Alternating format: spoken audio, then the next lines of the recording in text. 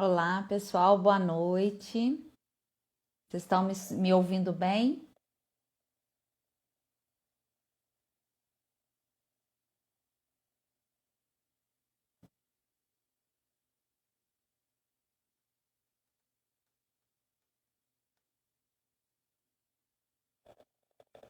Boa noite.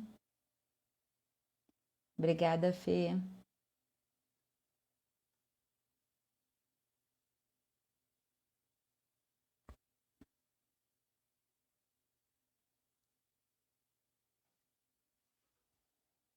Obrigada, pessoal, boa noite. Já vou chamar a doutora Ana Catarina. Meu nome é Daniele, eu sou presidente e fundadora da Associação de Pais de Autistas de São João del Rei.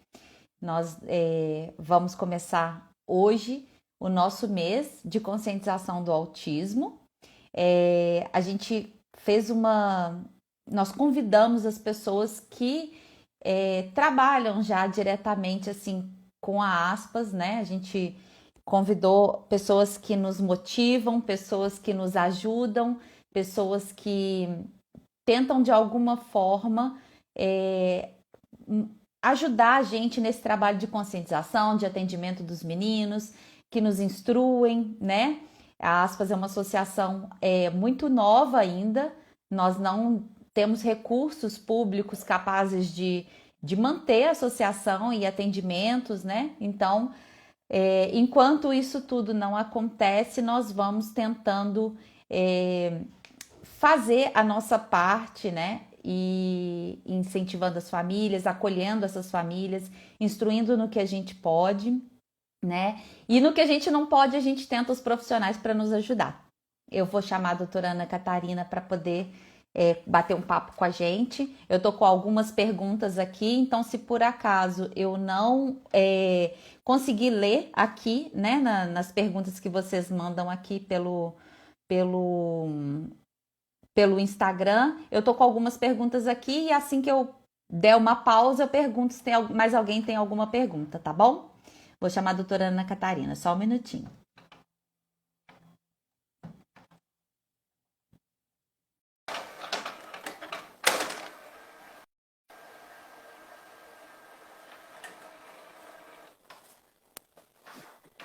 Oi, Daniela, Olá, boa noite. boa noite, tudo bem? Primeiramente, queria agradecer o cuidado e o carinho com a nossa associação, né? Desde o nosso primeiro bate-papo, quando a gente estava tendo as primeiras ideias da associação, você foi uma pessoa que nos motivou, que nos acolheu, e eu agradeço imensamente o seu carinho com a gente. Se você puder Obrigada. se apresentar, eu tenho muito orgulho de ter você perto da gente. Obrigada. Obrigada. Eu que agradeço o convite e é um prazer estar aqui. Meu nome é Ana Catarina, eu sou psiquiatra da infância e da adolescência, né? Vai fazer 3 anos que eu estou morando em São João del Rei. Autismo, né, por questões pessoais, familiares, sempre foi uma área que eu gosto muito de estudar e trabalhar. E hoje eu atuo, né, além de psiquiatra, como docente também, né, na UFCJ e no Unipitã, né? Então, levando um pouquinho de ensino aí para os futuros médicos também.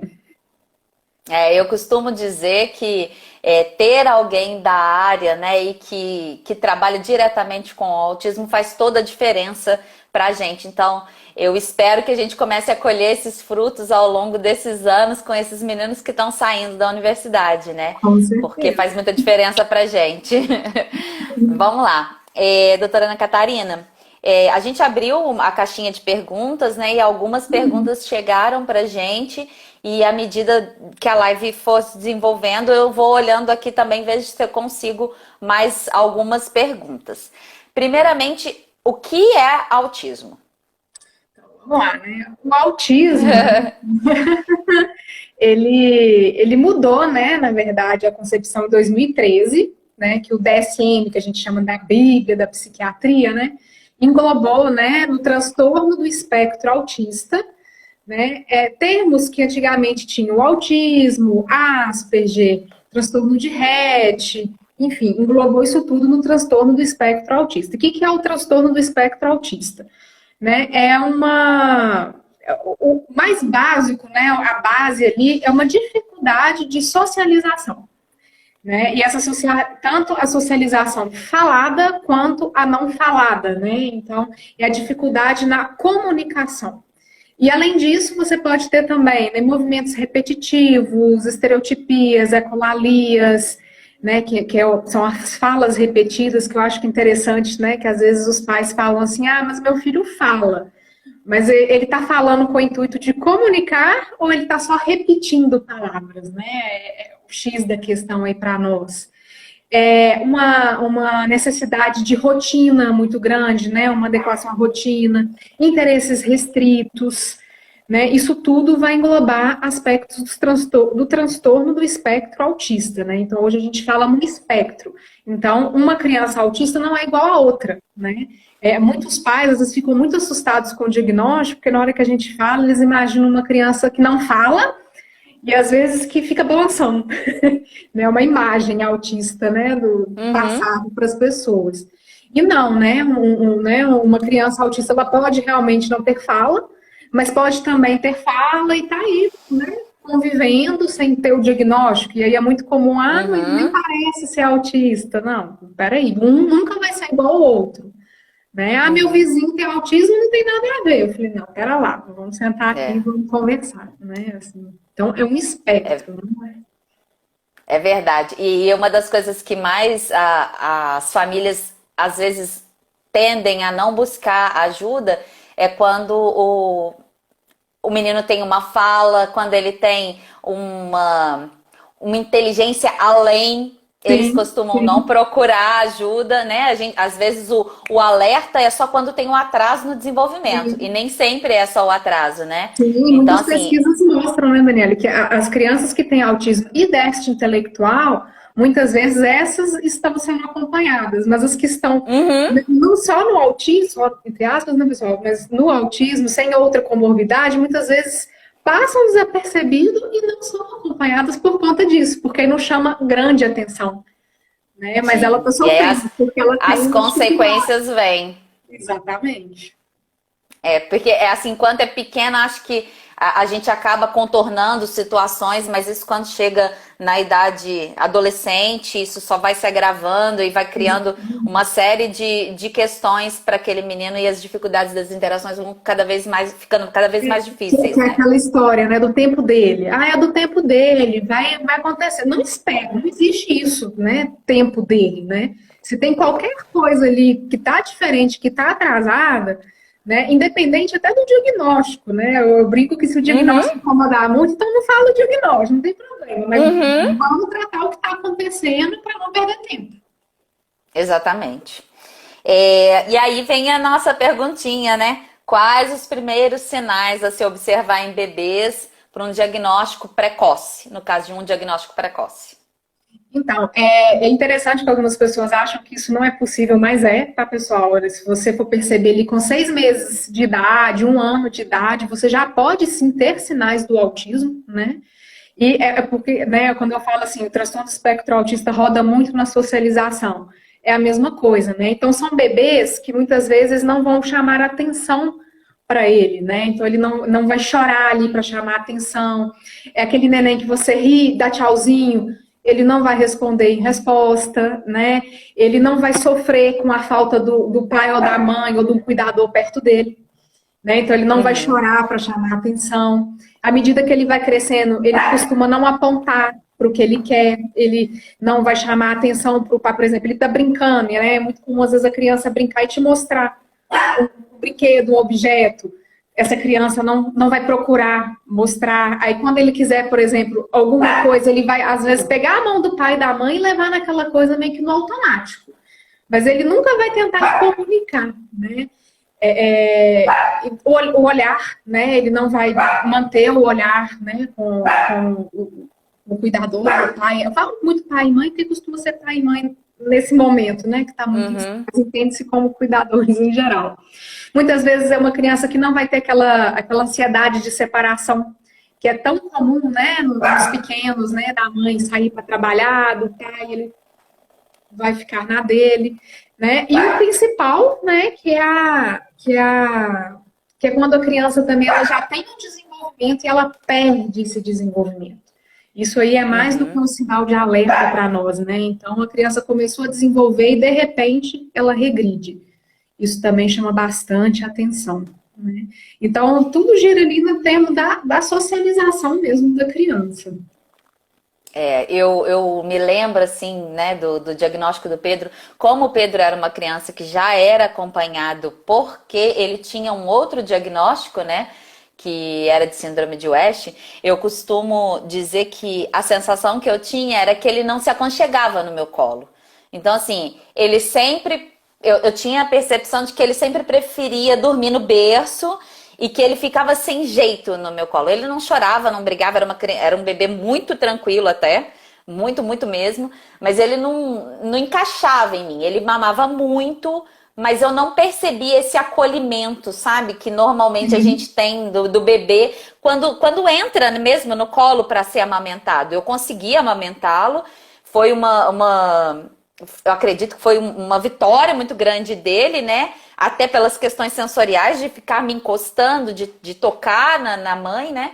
Então eu consegui amamentar muito ele, mas eu percebi, assim, hoje, né? Eu consigo perceber, à medida Sim. do que eu fui conhecendo sobre o autismo, de que ele não se encaixava em mim. E era um bebê que ele ia com qualquer pessoa. Uhum. Qualquer pessoa. Eu me lembro muito bem, assim, quando eu comecei a investigar o diagnóstico de West dele, ele estava de 5 para 6 meses, ele ia com qualquer pessoa que esticasse os bracinhos para ele. Nessa idade, geralmente, os meninos, eles, né, Exatamente. quando o Aham. bebê retrai quando ele vê alguém que ele não conhece. E assim, são Uhum. coisas que ficaram muito marcadas na minha cabeça. Ou o E bebê, né, hoje eu sei, o que chora muito também, também. mas o que é muito quietinho também é alerta. Porque aí a gente fala assim, nossa, aquele bebê lindo que não dá problema. Opa, opa! E é interessante porque muitos pais que às vezes já tiveram outros filhos, né, percebem essa diferença nitidamente, né? Assim, os de primeira É, viagem às vezes tem um pouquinho mais de dificuldade, né, para entender essas coisas que a gente fala. Mas pais, que já, ou então os avós, né, que já têm uma experiência ali, às vezes eles já começam a reparar mais, que eles percebem esses pequenos detalhes, né? até mesmo na brincadeira, né? Quando eles são maiores, porque uma das coisas que eles mais fazem é brincar sem função, mas nem sempre a gente, pai e mãe, consegue identificar que função é essa que ele tá brincando. E Então, o muito comum é virar o carrinho, né? E brincar com a exatamente, isso que eu ia rodinha. falar. Às vezes a gente pergunta para os pais, mas com o que ele gosta de brincar? Ele brinca com os brinquedos? Ah, brinca com o carrinho. Aí quando você vai ver, Como? ele não tá pegando o carrinho, um carrinho, outro carrinho, e às vezes você entrando na brincadeira. Não, muitas vezes ele pega o carrinho, vira de cabeça para baixo, roda a roda, ou desmonta o É, carrinho, né? Isso não é um brincar, né, ideal que a gente espera, né? Então, esses detalhes vão fazer muita diferença. doutora Ana Catarina, por que que a maioria dos casos de autismo, até mais ou menos o ano de 2014, tinha um diagnóstico tão tarde, na faixa etária de 5 a 8 anos? O que que você acha que aconteceu e que de repente mudou né, essas crianças começaram a chegar, o diagnóstico começou a chegar. O que que você atribui a isso? Tem várias coisas que a gente pode atribuir. Primeiro de tudo foi igual eu falei, em 2013, com o DSM, mudou-se os critérios de diagnóstico, né? Começou a ter um transtorno do espectro autista. E com isso, você englobou mais crianças, você englobou, outros transtornos ali dentro. Então, aumentou o número de diagnóstico por conta dessa mudança, né, de critérios. Uhum. E por questão também que os profissionais passaram a diagnosticar mais, eles passaram a estudar mais, passou-se a se falar mais, né? O ideal realmente é um diagnóstico precoce, o mais cedo possível, né? Só que, Uhum. infelizmente, hoje em dia, infelizmente, a gente ainda tem diagnósticos que são feitos ali só depois dos 5 anos de idade. Né? Então, a própria cadeira de pediatria, a Sociedade de Pediatria começou, né, a falar muito com os pediatras a respeito disso, né, com outros profissionais ali na linha de frente, porque até chegar no psiquiatra infantil ou no neuroinfantil, ele vem de algum encaminhamento, né? Ele passou um psicólogo Uhum. antes, ele passou. Então, não é a gente que vai receber essa criança lá com 1, 2 aninhos, né? Então, eu acho que essa É. questão de ter começado a aprimorar o conhecimento desses profissionais, né? E aí veio também campanhas, pais, né? E aí vem né, os pais ativos, como você fez com aspas aqui em São João. No Brasil inteiro, pais, né, começaram, né, a lutar sobre os direitos e fazer essa campanha, que as pessoas começaram a perceber e aí aumentou também, né, os diagnósticos mais cedo. Né? Assim, não é que não tinha Uhum. antes, né? Sempre teve, né? Sim. A gente tem, assim, pelos meninos que a gente acompanha aqui na associação, a gente vê que os meninos mais velhos, eles tinham um diagnóstico mais tarde, tiveram o diagnóstico mais tarde, né? E, assim, é uma das coisas que sempre ligo o alerta aqui pra gente. Até porque, assim, eu falo pelo próprio Pedro. Quando a gente teve o diagnóstico do Pedro, e à medida que ele foi crescendo, a gente não tinha referência de famílias de autista. Eu não Sim, sabia, eu não conhecia nenhum autista adulto, eu não tinha outras famílias, né? Eu morava no Rio, quer dizer, era um lugar que eu teria muito mais sim, acesso né, essas famílias, a lugares, ao próprio tratamento sim, direcionado para autista. E eu não tinha. E eu não tinha. O Pedro foi o primeiro autista de todas as escolas que ele foi. E o Pedro está com 14 sim. anos. Né? Então, assim, não é muito tempo, mas a gente começa a perceber que foi realmente de um tempo para cá. Assim, a tendência é que a gente melhore tanto nesse acolhimento quanto nesse diagnóstico, né? De conseguir, e se Deus quiser, conseguir dar atendimento, porque não adianta diagnosticar se esses meninos não têm tratamento, né? E Mas aí é complexo. e o que acontece muito é que aí tem muita gente, né, às vezes por falta de conhecimento, começa a falar, agora tudo é autismo. Agora é moda. Gente, não é que é moda, sempre existiu, mas realmente, né, tem se Sim, atentado mais e tem se diagnosticado mais. A gente pega muito adulto no consultório, viu a vida inteira com autismo sem saber, né, assim. E muitos falam com a gente abertamente, nossa, se eu soubesse disso antes, ou o familiar fala, nossa, se eu soubesse disso antes, tinha evitado tanta coisa, né? Tanto problema. Eu sempre achei que eu era doida, agora eu entendo. Então, assim, né? Faz toda a diferença. faz toda a diferença. Tem umas perguntas passando aqui, mas já são perguntas que estão aqui. Aí eu não vou ler agora, não, tá, pessoal? Vou seguindo uma linha aqui de raciocínio. Outra coisa que também acaba dificultando muito são outros transtornos associados, né, Ana Catarina? Então, uma pessoa perguntou. O Altair está falando aqui, principalmente nas mulheres, o diagnóstico. Sim, nós vamos conversar sobre diagnóstico feminino com a doutora Juliane. A gente vai ter uma live falando só sobre diagnóstico de mulheres. E aí, assim, uma das coisas que a gente tem aqui como pergunta é como diferenciar o TEA do TOD, né? E aí, assim, são várias coisas, então se você quiser dar uma pincelada nisso, porque parece que tem pessoas que ficam na dúvida, né, de que, o que que é isso, o que que é o autismo e o que que é a comorbidade que tá junto, né? Eu acho que a maior dificuldade é essa, da gente conseguir perceber o que que é o autismo e o que que é o outro, sabe? Quando é que eles estão juntos e que fazem essa bagunça toda na vida da gente, do próprio menino, né? Na verdade, da gente que eu digo, quando eu digo a gente, eu tô dizendo como é que faz aquela confusão na vida daquela criança, porque vão se associando comorbidades. Então, onde é que está o TEA, onde é que está o TOD, onde é que está um TDAH, como é que isso funciona? Então, realmente, né? A gente pode ter comorbidades com o autismo, mas a gente tem que separar o que que é do autismo e o que que é a comorbidade, até na hora de tratar isso, né? O TOD, né, que é o transtorno opositor desafiador, ele é questão de comportamentos, são crianças, e o próprio nome já diz, elas são opositoras e desafiadoras, então elas se opõem e desafiam autoridades, pais, professores, médico, qualquer figura de autoridade, né? E muitas vezes elas é o O pessoal até, entre aspas, o pessoal fala assim, é um mal criado, não é que é mal criado, tá, pessoal? Mas é realmente uma criança que responde, é um não, né? Ela faz acontecer mesmo, e isso é muito do comportamento dela, vem.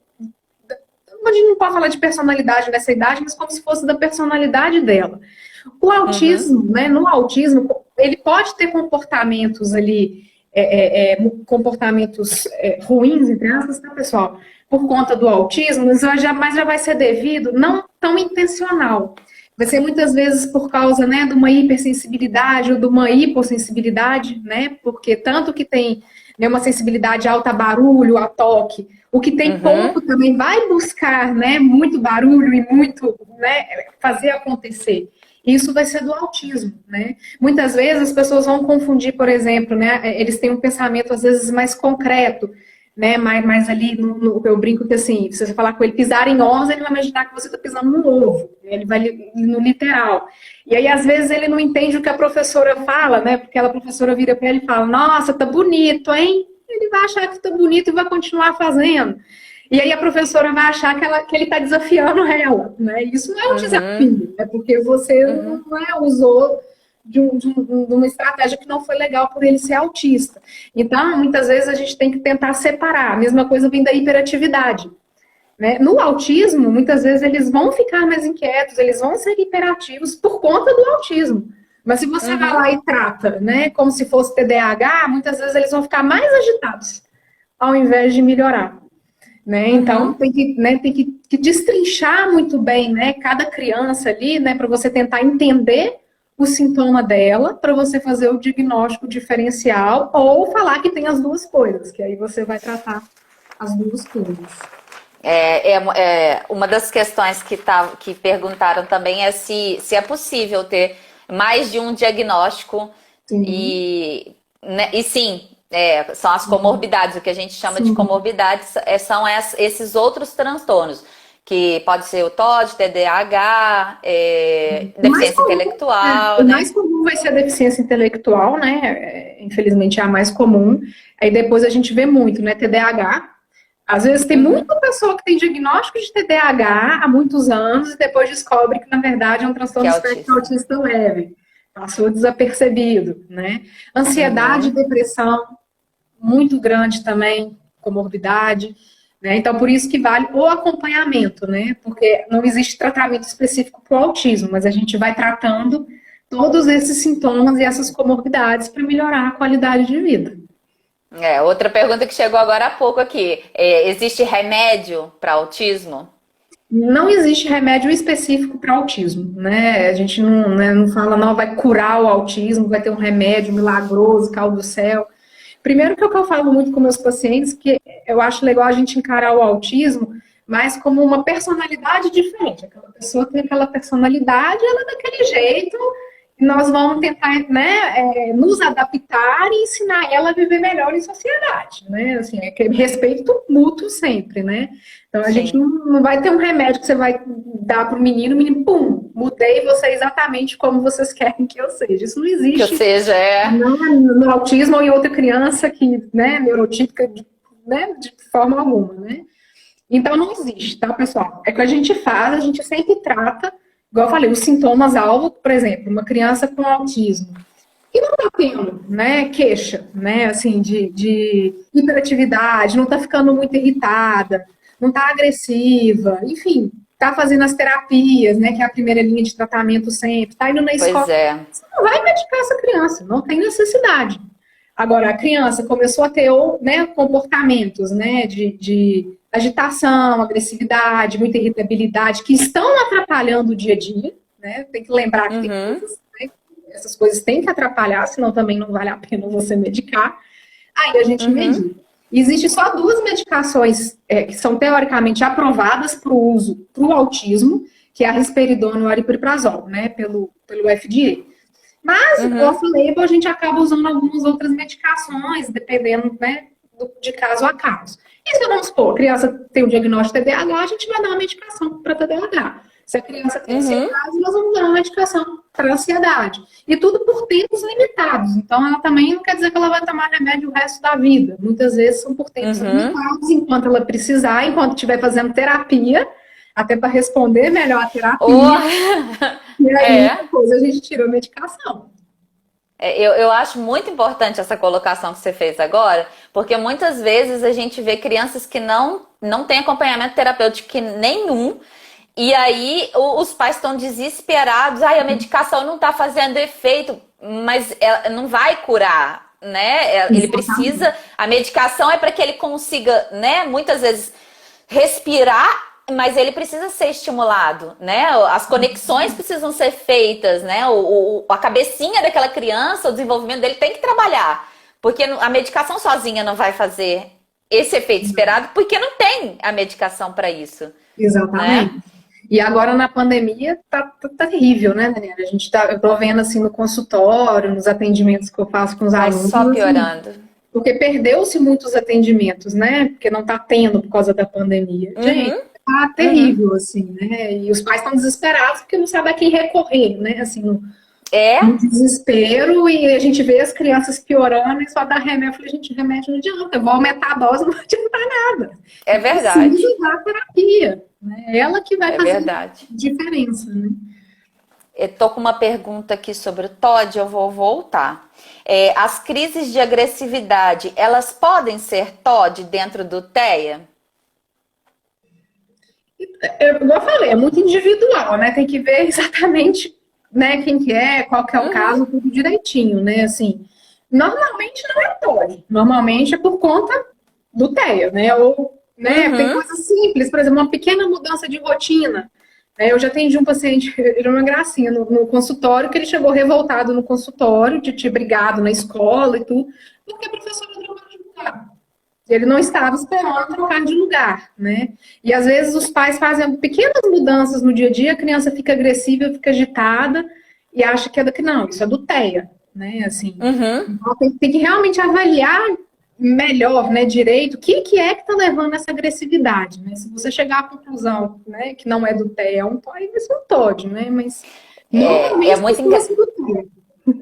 é muito engraçado, porque às vezes eu conto para quem, né, tá mais no meu círculo aqui de convivência, eu conto e vou contar aqui que às vezes pode esclarecer um pouco do que foi, por quem foi perguntado, né? E até para as outras pessoas. A gente, enquanto mãe, a gente tem mania de falar assim, faz isso, para com isso, não sei o quê. E um dia eu fiz isso com o Pedro e eu fiquei falando, Pedro, fecha o computador, não sei o quê, papapá. E quando eu, já irritada, fazendo um monte de coisas ao mesmo tempo, eu fechei o computador, o Pedro voou em mim. E ele realmente teve uma crise de agressividade. Daí eu conversando com a psicóloga, contei o que aconteceu e tal. Ela falou assim pra mim, você avisou ele? Desde esse dia, né, Pedro, 5 minutos. Aí eu já chego perto dele e digo, Pedro, acabou o seu tempo. Então, assim, eu acho que essa falta da fala, né, da verbalização, até da gente mesmo, porque às vezes o menino não fala e a gente mesmo acaba pecando nisso, né, acreditando que eles não estão entendendo, ou por uma simples rotina mesmo, né. Sim. E eu acho muito importante, eu sempre falo isso, para as mães que estão mais perto de mim, que me perguntam, né, sobre o comportamento, eu sempre falo, você está falando com ele, né? Sim. Pergunta para ele, você quer isso, né? Esse lugar tá ruim, quer ir embora?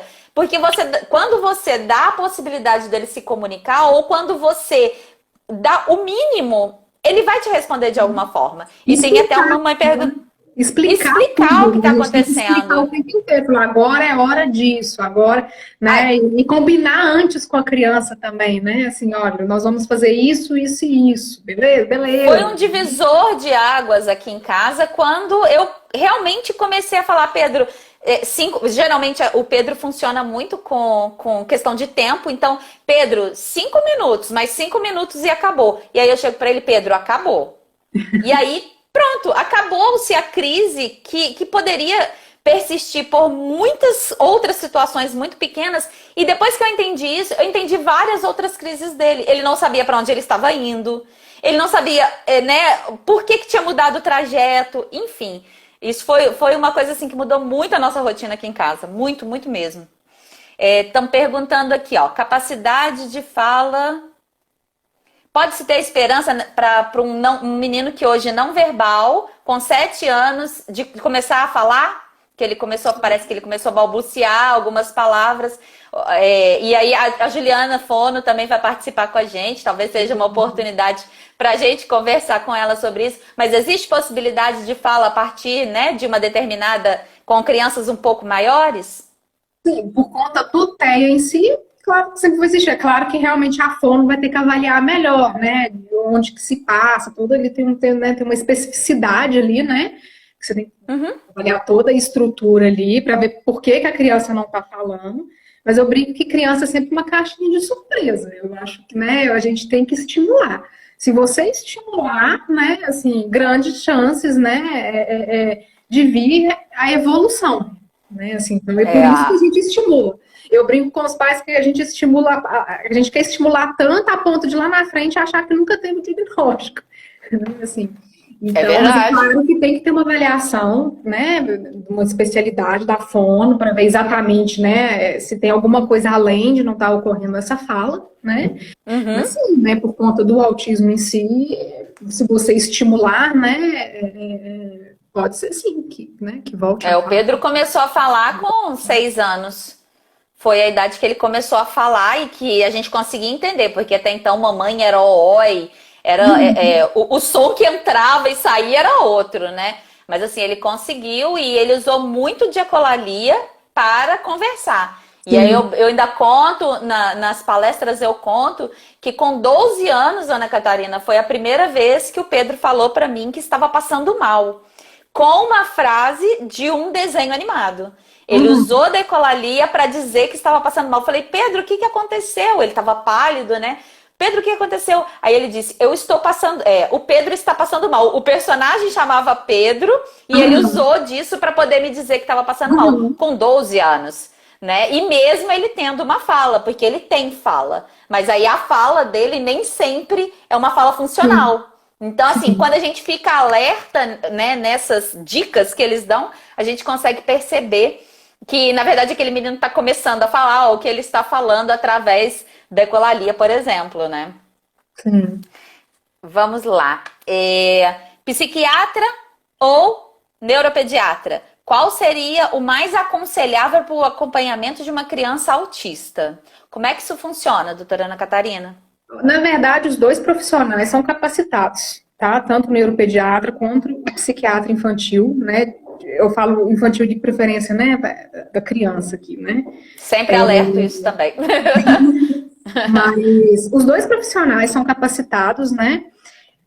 O psiquiatra, as pessoas têm dificuldade, o que um faz, o que o outro não faz. O psiquiatra, ele sempre tem uma demanda maior para comportamento. A gente estuda mais comportamento.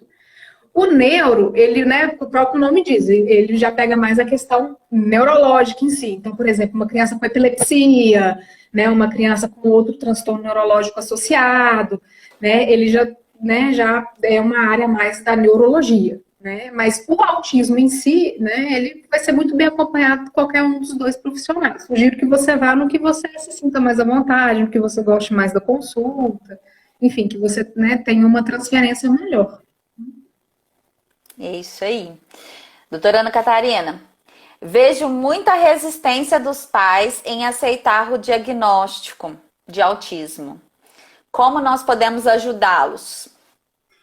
Eu acho que é muita orientação, né? Entender. Eu acho que muitas vezes essa negação é natural, né, pessoal? Eu acho que eu não sou mãe, mas a gente vê assim que a pessoa nesse processo, né, de ter um filho, ela tem expectativa, né? Não adianta. Você quer, né, um filho assim assado, você imagina já ele até formando e casando. E quando vem um diagnóstico desse, balança toda essa estrutura, né? Não quer dizer que ele não vai conseguir fazer essas coisas, né? Ele pode sim fazer todas essas coisas tendo autismo. Mas aquilo balança, né? E vem uma negação inicial, né? Então, a primeira coisa é muita orientação, é ler muito, né? É saber realmente o que está acontecendo, é procurar vários profissionais, né? Se você não gostou, né? Se você duvidou, não gostou, procura mesmo, vai em outros, Uhum. né, estuda, mas nunca deixe de estimular, né? Independente se você achar que não é ou é, estimula, né? Tem que ir para fono, tem que ir para psicologia, tem que ir para TO, faz o que tiver ao seu alcance na escola, né? E deixa o diagnóstico ali de lado se ele te incomodar. Mas a questão crucial é realmente o conhecimento, né? Para você não cair em armadilhas, né? Para você não fazer tratamentos que às vezes realmente não vai ajudar em nada, você só vai gastar dinheiro e jogar dinheiro fora. Então, Uhum. o conhecimento é o principal, assim, né? E é claro que ser acolhidos, né? Eu acho que o pai e a mãe, né, ali, né, quando descobrem esse diagnóstico, eles precisam de colo também, né? Eles ficam desnorteados, ficam sem saber por onde começar, onde que eu começo, onde que eu acho, né? Os que vão ter uma condição financeira, às vezes, conseguem mais rápido, e aí o outro, meu Deus, onde, né? E aí fica, né, vira uma bola de neve, né? Então, acho que tem que ter essa orientação, esse norte, né? Assim, por isso que as associações como a que você criou aqui são tão importantes. Porque na hora que um pai ouve o outro pai falar, né? Ouve a mãe falar, vê a experiência, e isso já facilita muito o caminho, né? Deles, assim. Já, igual você falou que quando você descobriu, né, do seu filho, você não sabia onde Tinha começar. não? Não tinha ninguém Não, perto, né? eu me lembro, assim, como o do Pedro foi assim um tanto quanto diferente das outras crianças, porque ele já era acompanhado, né? Por causa da síndrome de West. Então, assim, e ela sempre me alertou com relação ao autismo, né? Mas mesmo assim, eu, né, tinha minhas dúvidas. O Pedro sempre foi um bebê muito carismático, então, assim, nós ficamos esperando por algum tempo para fechar o diagnóstico, mas ela sempre falou das características dele. E mesmo assim, a hora que ela falou, eu falei: e agora? O que que eu vou fazer? Porque o menino já tinha um diagnóstico de uma epilepsia infantil grave, né? E depois autismo, e agora? O que que é autismo? De onde que saiu isso? O que eu vou fazer com isso, né? Na vida do Pedro. E aí, assim, o Pedro teve muita sorte, né, durante a vida dele. A gente tinha condições de dar o tratamento para ele. Então, assim, é tudo muito diferente. A gente, às vezes, recebe famílias que não têm o básico, né, Ana Catarina? Então, assim, é muito difícil, até para nós, associação, fazer esse acolhimento, porque, às vezes, a família precisa de tantas coisas e é tão complexo a gente conseguir, né? Mas assim, eu acredito muito, sabe? Eu sempre falo lá com os pais da nossa associação, nós estamos começando, né? A gente está indo para o nosso segundo ano de fundação. Acredito que as coisas vão melhorando e também, passada essa pandemia, a gente vai conseguir fazer, além desse acolhimento, o atendimento dos meninos, que é para isso que a associação existe, para dar o atendimento para eles, né? E tudo que eles não conseguem ainda. Porque é muito frustrante você chegar para uma família e falar: mas você precisa fazer terapia, não sei o quê. Tá, mas e Não onde eu sabe consigo nem onde. isso? Sim. Para onde eu vou, né? É muito triste, é muito doído. Mas E de assim, a gente vê a importância. não Oi? pode falar. E a gente vê a importância, assim, desse acolhimento das famílias, porque é uma das coisas que mudou a minha vida, né? Eu nunca pensei em trabalhar com autismo. Eu era a mãe do autista até 12 anos, que corria atrás de tudo e tal, mas eu nunca tinha estudado. E quando eu me vi em volta desses pais que tinham, né, a mesma situação que eu falei: opa, peraí, descobri que é isso que eu quero para minha vida, né? Então eu fico muito feliz, assim, de estar próxima a eles e espero poder contribuir com a vida do filho deles, né, na associação. Mas fez muita diferença para mim enquanto profissional e enquanto pessoa, porque você saber que naquele lugar o seu filho pode ir, que ele não vai ser discriminado em hipótese alguma, que todo mundo vai olhar para ele assim como olha para o outro, eu acho Sim, fantástico, sabe? Os nossos piqueniques, os nossos eventos no cinema, isso fez muita diferença, sabe, Ana Catarina? O agradecimento das sim. famílias de falar assim: olha, eu levei meu filho no cinema pela primeira vez. Não tem nada no mundo que Muito pague, legal. É muito legal. sabe? É muito, muito bacana, muito acolhedor, é muito. faz tudo valer a pena. O papo vai fluindo. Quando o diagnóstico é tardio, prejudica muito o desenvolvimento do autista? Pode sim, pode. Por que que acontece? Por que que a gente fala tanto no diagnóstico precoce? Primeiro porque a criança, até os 3 anos de idade, ela tem um determinado número de neurônios, e aí, mais ou menos, com os 3 anos, a gente tem o que a gente chama de poda cerebral. O que que é isso? Os neurônios que não estão sendo usados, eles literalmente morrem. Você tem uma poda mesmo. Então, se você estimula essa criança, né, antes desse período, você tem maiores possibilidades dela não ter, né, déficit nenhum lá na frente. Por isso que tanto se insiste nessa questão do precoce, né? Primeira coisa é por causa dessa poda cerebral. Ah, mas quer dizer, então, meu filho teve diagnóstico só com 6 anos. Então não tem mais jeito. Não, de jeito nenhum. Né? De toda forma, né, os estímulos depois no nosso cérebro, ele consegue, os nossos neurônios, eles conseguem ir se remodulando também. Então, a gente não cria novos neurônios, mas a gente remodula os que já tem. Por isso que a gente tem que estimular, né? Então, por isso que quanto mais precoce, melhor, sempre, né? Mas não quer dizer que fez o diagnóstico lá na frente que está perdido, então não vou fazer nada. Não, né? E é todo ganho, né? É um ganho, né? Assim, eu acho que uma criança que não falava nada começar a balbuciar é um grande ganho. Uma criança que não estava fazendo xixi sozinho no vaso começou a fazer é um ganho, né? E é o mesmo ganho daquele que passou no vestibular para um outro pai. Né? Então a gente tem que aplaudir, a gente tem que estimular e ver que cada um vai ter as suas dificuldades e as suas vitórias.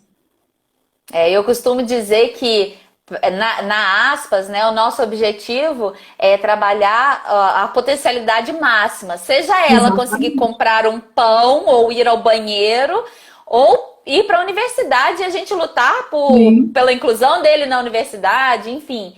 Né? Mas que a gente consiga dar a esse menino e a essa família o que aquela pessoa... E acho que isso vai muito da aceitação da gente, Com né? certeza. Às vezes a gente fica, eu quero que o meu filho, né? Lógico, eu luto para que o meu filho consiga se desenvolver ao máximo, mas se ele só conseguir comprar o pão dele, eu já estou muito feliz, né? Se ele conseguir chegar na padaria e dizer, olha, eu quero um pão, né? Para mim, ele lutou bravamente por isso. E acho que tudo isso vai muito do que a Ana Brisa acabou de falar ali. Do treinamento dos pais, daquela família conseguir entender como é que funciona, por que é assim. Tudo vai da questão da informação que você mesmo falou. Né? Sim. Quando a gente consegue... E se não conseguir entender, pergunta. Eu não estou entendendo o que é isso. Né? Alguém pode me ajudar a entender como é que funciona essa questão, por exemplo, da fala, que acho que é uma das coisas que mais deixa as famílias angustiadas. Eu vou falar por mim, assim, sabe? Que era uma das coisas que eu mais ficava angustiada, era a fala. E o dia que eu vi o material que a Fernanda usava, como Fernanda é uma fundadora da Aspas também, o dia que eu vi o material que ela usava para fazer a comunicação alternativa com o João, e ele mexia naquilo e se comunicava, eu falei, uau! Por que eu não fiz isso, sabe? Sim. Por que eu desmereci isso? É a forma como a gente tem de dar voz para esses meninos, né? Então, assim, e muitos pais podem tudo usar isso. cartões, podem usar figurinha, né? Existem vários meios, né, que podem ser feitos.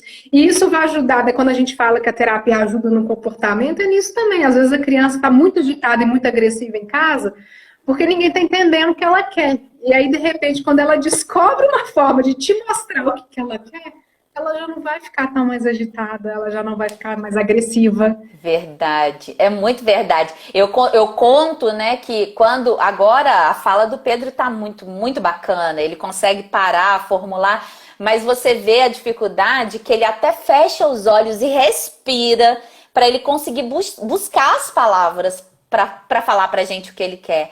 Então, assim, é muito, muito interessante como que o cérebro funciona, né, para poder porque ele se virou para poder começar a falar, né? Lógico que foi muito estímulo e tal, mas depende dele parar, né? Segurar todas aquelas sensações que estão em volta dele para ele conseguir se expressar, né? tem aqui uma outra pergunta. Existem métodos de exames para detectar o autismo? O autismo em si, não, né? Não vai ter nenhum exame, por exemplo, você não vai fazer uma ressonância ou, né, da cabeça, ou um exame de sangue que vai falar assim, é autismo. Não, né? Isso não existe, é realmente o exame clínico, a anamnese. Muitas vezes a gente vai pedir outros exames por causa dos diagnósticos diferenciais, né? Uhum. Então, por exemplo, tem muita epilepsia associada ao autismo, né? Então, às vezes você vai ter que fazer um eletroencefalograma. Muitas vezes é indicado fazer um teste genético, né, da Uhum. família e da criança, que infelizmente a gente tem muito pouco aqui na nossa região, a gente não consegue com facilidade, mas o ideal seria todos Verdade. fazerem, né? Enfim, né, você vai fazer testes para você tirar, né, as dúvidas dos diagnósticos diferenciais, mas o autismo em si não vai ter nenhum teste, nada que vai falar é autismo. Isso realmente é o exame clínico, né, e uma avaliação. Os psicólogos, principalmente, podem fazer testes, né, específicos lá da área da psicologia, que ajudam muito também. Então, quando a gente está com muita dúvida diagnóstica, né, a gente solicita um teste neuropsicológico, né, conversa com o psicólogo, existe essa opção, né, junto, né, mas isso também vai ser a base de questionário, de conversa, não vai ser um exame Uhum. que vai escanear ali e vai te mostrar, não. E faz toda a diferença o profissional, né, dentro das suas áreas, Com certeza. psicólogo, TO, o educador físico, né, o professor da educação física, as pessoas, a própria escola, quando eles Sim, mandam para você o relatório daquela criança, onde sim, é que eles estão vendo as falhas no desenvolvimento daquela criança sim. dentro daquela área, isso te ajuda muito, né? Ajuda muito para a gente dar um diagnóstico, isso na psiquiatria infantil em geral, não só no autismo, né? A gente sempre Uhum, tem que ouvir, né, as pessoas que estão com aquela criança, né, o pai, a mãe, o avô, a escola, os relatórios da escola ajudam muito, né? E qualquer outro uhum, lugar, qualquer pessoa que convive com aquela criança, né? Eu falo, quanto mais sim. gente vir falar né, e mostrar o que está percebendo, melhor, né? Assim, ajuda muito, né? E por isso que a capacitação de professores é tão importante também, né? Não só para Verdade. acolher, mas para ajudar a gente nesse rastreio inicial mesmo, né? Eu falo que se assim, os professores conseguissem, né? Se a gente conseguisse treinar todos esses professores, principalmente os dos pequenininhos, das Sim, creches, né? Para ter esse olhar diferenciado para aquela criança que está chegando ali e ao mesmo tempo, né? O profissional que vai acompanhar aquele menino, porque a função da professora apoio, né? Da pessoa que está acompanhando aquele menino faz diferença na vida dele para frente. Os relatórios ajudam no processo dele de inclusão dentro da universidade, porque você vai saber direcionar o que aquele, né, sim, qual é a trajetória escolar daquele menino. Então, assim, tem tanta coisa que fica aqui, né? A gente fica, ai, pelo amor de Deus, tomara que pegue uma professora bacana, porque esses relatórios fazem sim. diferença lá. Tomara que o terapeuta consiga fazer um relatório que ajude aquele profissional, né, o médico, fechar o diagnóstico, porque às vezes na consulta não dá tempo, né, Ana Não, Catarina? não É dá muito tempo. Às pouco vezes a gente não tempo. percebe. E uma coisa que ajuda muito também é vídeo. Hoje em dia todo mundo tem celular. Então, às vezes, seu filho está brincando com uma outra criança, ou começou um movimento que você está achando estranho, filma. Filma e leva pra gente, porque às vezes a gente não vai perceber isso no consultório, mas na hora que a gente bate o olho no vídeo, aí a gente vê, né? Ah, ele tem É nariz verdade. repetindo palavra, aí você vai lá e filma, né? Ele tá balançando, filma, né? Então, hoje em dia, a gente tem essa facilidade também, né? Então, é uma coisa que pode ser que ajude também. É, a Letícia está fazendo uma pergunta aqui, mas aí acho que seria meio que para cada profissional, na verdade. Tem como explicar a diferença entre TO, fono, aba, TIT, os métodos? Mas aí acho que foge um É bem pouquinho de grande, você, né? é bem grande assim, né? Assim, Mas então vamos tentar é uma reformular equipe, isso. é uma equipe multiprofissional, né? Que a gente fala, né? Que cada um ali vai com a sua especificidade e junto todo mundo, né, vai melhorar a qualidade de vida, né? A Fono, Uhum, ela trabalha principalmente a questão da fala, ela pode ser muitas vezes uma pessoa que vai ajudar também na alimentação seletiva, muitas vezes, dependendo, né, se tem alguma coisa orofacial envolvida e tudo. A terapia ocupacional, ela vai mexer muito com a modulação sensorial. O que é isso, né? A criança com autismo, ela não consegue perceber os estímulos de fora do jeito que a gente percebe. Então, ou ele vai perceber muito alto, que a gente fala que ele é hipersensível, né? Então, um barulho do liquidificador vai ser horrendo para ele, ou ele vai ser hipersensível. O hipossensível, ele não percebe. E aí, muitas vezes, ele pode ter um comportamento ruim, porque por ele ser hipossensível, ele vai buscar, né? Que eles falam que são buscadores, alguma coisa para estimular ele, né? Então, a TO vai trabalhar muito nisso. Gente, eu estou resumindo, tá? Senão os TOs vão matar aqui, mas é um resumo. E o pessoal da psicologia, né, também, né, extremamente ampla a atuação, ele vai atuar, né, ajudando na socialização, no dia a dia, né, no comportamento, também no aprendizado. Então, assim, né, por isso que é muito importante um projeto de tratamento individual. O ideal é isso, porque aí cada criança vai ter, né, uma necessidade maior em determinada área. Né? Aí tem o método ABA, né? O método ABA, o pessoal da psicologia que mexe com a ABA, né? É uma evolução da comportamental, mais específica para autismo, enfim, né? Excelente, mas com certeza os profissionais vão saber explicar muito mais do que eu.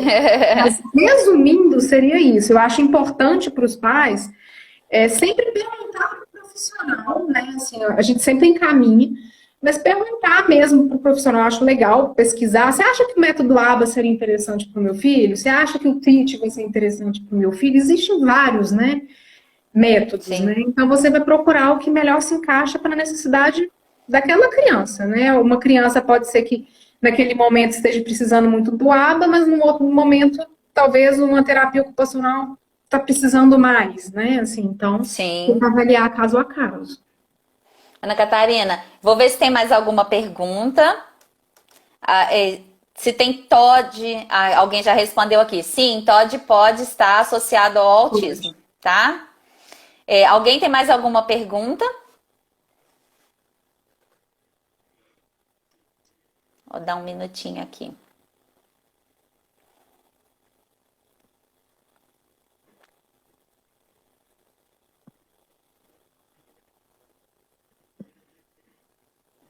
Bem, acho que não, mas se alguém tiver alguma pergunta ainda, pode mandar pra gente, manda aqui no direct. Precisava mais apoio do poder público, pois muitas crianças estão sem tratamento profissional, que você sugere. Sim, Na verdade, as associações existem, né? Direitos, né? As leis existem, mas o problema é que no dia a dia o negócio se envolve, né? E aí eu vou puxar a farinha aqui pro meu lado. As leis, elas existem e elas são boas. Nós temos boas com relação ao autismo, né? A gente tem boas leis. O que realmente precisa é que a gente tenha força para conseguir lutar por essas legislações, por verbas. E aí a necessidade da gente, que eu sempre falo, a necessidade das associações se fortalecerem. Eu, Daniele, sozinha, não dou conta. Eu mais 3 também não. Mas se nós somos um grupo de 100 pessoas, de 100 pais, a gente consegue se mobilizar. E é isso que eu sempre peço para os pais da associação. Que a gente consiga se unir, porque é possível, nós temos profissionais para isso, mas nós precisamos de verba, né? Para poder dar esses atendimentos. Então, assim, os nossos sonhos, eles estão aqui todos guardadinhos. E são como pessoas e profissionais como esses que estão fazendo a live com a gente, né? Que durante todo o mês de abril farão lives com a gente, é que a gente ganha força de falar sobre autismo, dizer que a gente precisa de tratamento, cobrar políticas públicas de incentivo, né? Que a gente consiga verba para as associações, por exemplo, para dar esse atendimento. Assim como treinamento de profissional, assim como professor apoio, né? Tudo isso parte de um princípio que a gente precisa se unir. Então, só ser uma associação não faz diferença. O que faz diferença é que essa associação esteja unida para lutar por políticas públicas. Senão a gente fica muito fraco. né? Então, assim, agradeço imensamente os profissionais que toparam participar dessa live com a gente, que são profissionais que já nos ajudam muito na associação, né? Seja com consultas, sejam com atendimento, sejam com aconselhamento, né? Então, assim, agradecer a oportunidade, Ana Catarina, né, de estar mais uma vez conversando com você.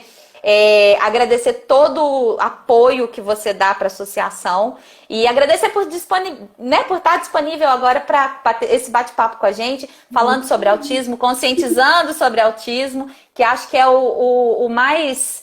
O que a gente pode, né, fazer é conscientizar para que a gente possa lutar por políticas públicas, enfim, para que a gente possa dar atendimento para esses meninos no futuro. Espero que a gente esteja bem juntinho. Com certeza, eu que agradeço. Muito obrigada. Obrigada a todos que participaram. Estou vendo aqui um monte de mensagem, não consigo ler. Mas se tiver mais alguma dúvida,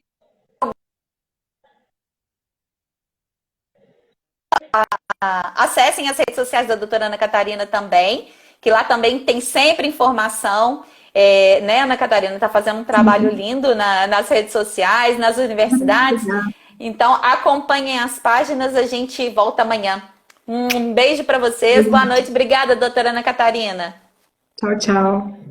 Tchau.